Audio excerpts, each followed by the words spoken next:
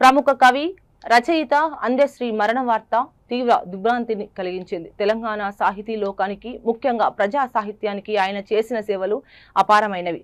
MP Chamala Kiran Kumar Reddy అన్నారు.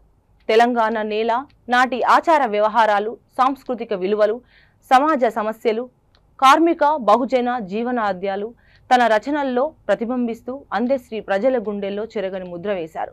జయ జయ హే తెలంగాణ జననీ జనకేతనం అని తెలంగాణ రాష్ట్ర గీతంతో పాటు ఎన్నో విప్లవాత్మక మరియు సామాజిక అంశాలపై గేయాలు రచించారు. అలాగే నిప్పుల వాగు వంటి పుస్తకాలు ఆయన సాహిత్య పటిమకు సాక్ష్యాలు. తెలంగాణ కవిత్వాన్ని ప్రజలకు దగ్గర చేసిన ప్రజాకవి అందశ్రీ మరణం తెలంగాణ సాహిత్య రంగానికి పూడ్చలేని లోటుని తీసుకువచ్చిందని కిరణ్ కుమార్ రెడ్డి అన్నారు. ఈరోజు ఉదయం తెలంగాణ ప్రముఖ కవి రచయిత అందశ్రీ గారి మరణ వార్త విని దిగ్భ్రాంతిని గురిచేసింది. తెలంగాణ సాహితీ లోకానికి ఇది తీరని లోటు.